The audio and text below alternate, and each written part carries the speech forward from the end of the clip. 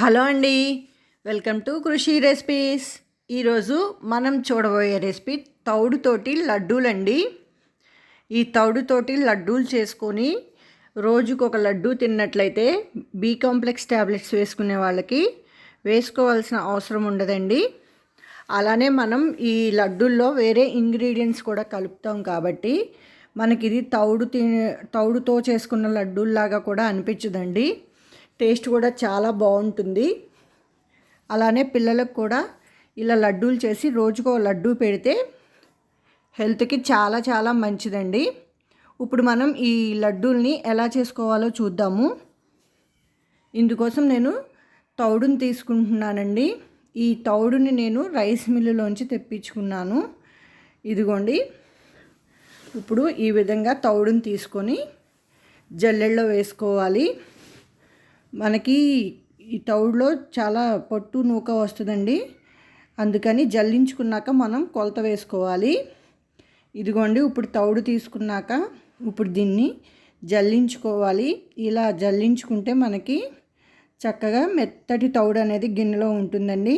అలానే జల్లెడలో ఈ నూక అలానే పొట్టు ఉంది కదండి, దీన్ని పాడపోసుకోవాలండి. దీన్ని మనకి అవసరం ఉండదు దీంతో.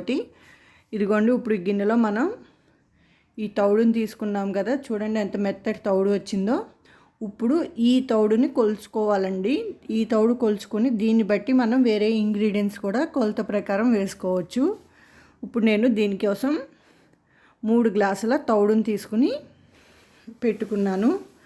ఇప్పుడు పొయ్యి మీద పాన్ పెట్టుకొని ఏ గ్లాస్తో అయితే తౌడుని తీసుకున్నామో అదే గ్లాస్ తోటి 1 గ్లాసు మినప్పప్పును కూడా వేసుకొని ఫ్లేమ్ని లో ఫ్లేమ్లో పెట్టుకొని ఈ విధంగా బ్రౌన్ కలర్ వచ్చేదాకా ఫ్రై చేసుకోవాలండి. మీరు దీనికి పట్టుపప్పును కూడా వాడుకోవచ్చండి. పట్టుపప్పు అయితే ఇంకా మంచిది. ఇదిగోండి, మనకి ఈ విధంగా ఫ్రై అయినాక ఇప్పుడు వీటిని గిన్నెలోకి తీసుకొని పెట్టుకోవాలి.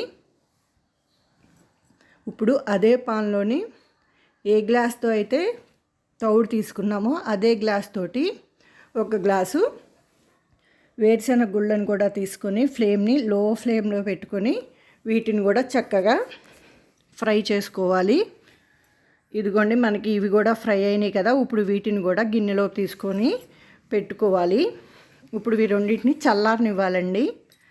ఇప్పుడు అదే పాన్లో కొంచెం నెయ్యిని వేసుకొని మనం జల్లించుకొని పెట్టుకున్న తౌడు ఉంది కదండి, ఆ తౌడుని కూడా వేసుకొని ఒక 1 మినిట్ అలా ఫ్రై అవనివ్వండి. ఎక్కువ ఫ్రై అవనివ్వాల్సిన అవసరం లేదు. ఇలా 1 మినిట్ అలా ఫ్రై అయితే నేతిలో మనకు కొంచెం ఆ తౌడు స్మెల్ అనేది కూడా ఉండదు. ఇదిగోండి, ఇది కూడా ఫ్రై అయింది కదా. ఇప్పుడు తీసి పక్కన పెట్టుకోవాలి. మనకి వేయించి పెట్టుకున్న మినప్పప్పు వేరుశనగపప్పు చల్లారినాయి కదండి. ఇప్పుడు వీటిని మిక్సీ వేసుకోవాలి. ఫస్ట్ మినప్పప్పుని వేసుకోండి. మిక్సీ జార్లో వేసుకొని మెత్తగా గ్రైండ్ చేసుకోవాలి. ఇదిగోండి, మనకి మినప్పప్పు మెత్తగా గ్రైండ్ అయింది కదా. ఇప్పుడు దీన్ని ఒక గిన్నెలో పోసుకోవాలి. తర్వాత వేయించి పెట్టుకున్న పల్లీలను కూడా వేసుకొని వీటిని కూడా మెత్తగా పౌడర్ లాగా చేసుకోవాలి.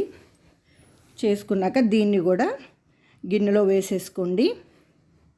అలానే ఎండు కొబ్బరి ముక్కలు కూడా వేసుకొని గ్రైండ్ చేసుకోవాలి. ఎండు కొబ్బరి మీకు కావాల్సిన దాన్ని బట్టి వేసుకోండి. ఇప్పుడు దీన్ని కూడా ఈ విధంగా గ్రైండ్ చేసుకున్నాక దీన్ని కూడా గిన్నెలో వేసేసుకోవాలి. ఇప్పుడు మనం వేయించి పెట్టుకున్న తౌడు ఉంది కదండి, ఆ తౌడుని కూడా ఈ గిన్నెలో వేసేసుకొని వీటి మొత్తాన్ని ఒకసారి బాగా కలుపుకోండి. అన్నీ మిక్స్ అయ్యేలాగా కలుపుకున్నాక ఇప్పుడు దీనిలోకి బెల్లం వేసుకోవాలండి. నేనైతే ఫస్ట్ ఒక 2 గ్లాసులు బెల్లం వేసుకున్నానండి. నాకు 2 గ్లాసులు బెల్లం వేసుకొని మిక్సీ వేసుకున్నాక చాలలేదనిపించింది, అందుకని ఇంకో గ్లాసు యాడ్ చేసుకున్నానండి. బెల్లం తక్కువ తినే వాళ్ళైతే 2.5 గ్లాసెస్ వేసుకుంటే చక్కగా సరిపోతుంది. ఎక్కువ తినే వాళ్ళైతే ఇంకొంచెం ఎక్కువ వేసుకోండి. ఇదిగోండి, బెల్లం కూడా వేసుకున్నాక 4-5 యాలక్కాయలని కూడా వేసుకొని ఒకసారి వీటినన్నిటిని మిక్స్ చేసుకోండి. ఇప్పుడు దీన్ని మిక్సీ జార్లో వేసుకొని గ్రైండ్ చేసుకోవాలి. అలా గ్రైండ్ చేసుకోవటం వల్ల మనకి బెల్లం మొత్తం చక్కగా గ్రైండ్ అవుతుంది, అన్నీ బాగా మిక్స్ అవుతాయి. ఇదిగోండి ఈ విధంగా గ్రైండ్ చేసుకున్నాక ఇప్పుడు దీన్ని ఒక గిన్నెలోకి పోసుకోవాలి. ఇప్పుడు మిగతా పిండి కూడా ఉంది కదండి, దాన్ని కూడా మిక్సీ జార్లో వేసుకొని గ్రైండ్ చేసుకోండి. ఇదిగోండి ఈ విధంగా గ్రైండ్ చేసుకున్నాక దీన్ని కూడా గిన్నెలో వేసుకోవాలి. ఈ విధంగా వేసుకున్నాక ఇప్పుడు దీనిలోకి కొంచెం నెయ్యిని వేసుకోండి. ఈ విధంగా కొంచెం నెయ్యిని వేసుకొని ఇది మొత్తం నెయ్యి బాగా కలిసేటట్టు మిక్స్ చేసుకోవాలి. ఇదిగోండి ఈ విధంగా మిక్స్ చేసుకున్నాక ఇప్పుడు దీనిలోంచి కొంచెం పిండిని తీసుకొని మనము లడ్డూలాగా చేసుకోవాలి. మీకు ఒకవేళ ఇంకా లడ్డు అవట్లేదంటే ఇంకొంచెం నెయ్యిని యాడ్ చేసుకోండి. ఇదిగోండి ఈ విధంగా చక్కగా లడ్డూలాగా చేసుకోవాలి. మనకి ఇవి అచ్చం సున్నుండల్లానే అనిపిస్తాయండి టేస్ట్, అలాగే మనం చూడటానికి కూడా సున్నుండల్లానే అనిపిస్తున్నాయి. చూసారా ఎంత చక్కగా వచ్చిందో లడ్డు. ఈ విధంగా చేసుకున్నాక ప్లేట్లో పెట్టుకోండి. అదే విధంగా మన దగ్గర ఉన్న పిండి మొత్తంతో లడ్డూలను చేసుకోవాలి. ఈ విధంగా చక్కగా రౌండ్గా లడ్డూలాగా చేసుకోవాలి. మీరు కావాలంటే పెద్ద సైజ్ అయినా చేసుకోండి, చిన్న సైజ్ అయినా చేసుకోండి. చిన్న సైజ్ అయితే పిల్లలు కూడా పడేయకుండా తినడానికి కూడా బాగుంటుంది కదా.